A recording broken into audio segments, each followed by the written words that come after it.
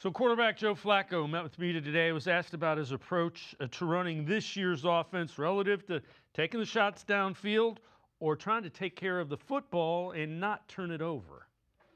As a quarterback, your job is to go out there and do whatever you have to do to win the football games. And I think right now, especially with the way our defense is playing, if that's what I have to do week in and week out, I'm not going to be shy about doing that. I think there's always a point in your career where you're worried about, probably wrongfully so, you're worried about putting up yards and things like that. All I care about is winning.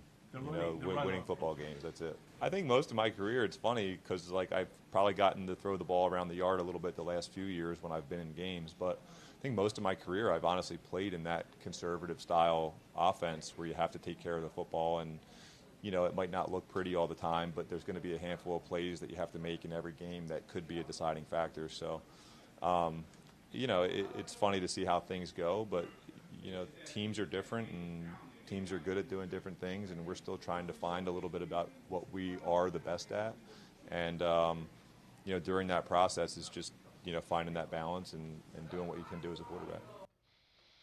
Jeff, I think that's a pretty accurate assessment. They haven't figured out what their identity is offensively. They want it to be physical, but they're not quite where it needs to be. Yeah, see, I'm one of these ones that's kind of been harping on this a little bit because I think one of the advantages of having Joe as your quarterback is at 40, he still has the big arm. But when you go back to 2023, they were just overall more successful. They ran the ball better. They threw the ball better. So you could take a gamble. And we all know Joe threw a lot of interceptions in 2023 in the limited time he was a starter. But the thing was, the offense was moving so well and was so competent, they could overcome it because, all right, we're just going to get the ball back. Most likely the defense will get a 3 and out or whatever. They won't give up points. We'll just go back and we'll get points on the next drive. I think now, because they're kind of almost playing an offense where it feels kind of like the emergency brake is kind of like half on, they just can't get it going consistently. So I think that's why you get Joe saying, hey, I have to be more smart as far as, one bad chance here.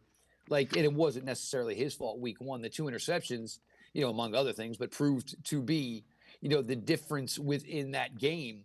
And I think Joe's kind of saying, one interception here could cause us a game right now because we're not clicking on offense the way we would like to be.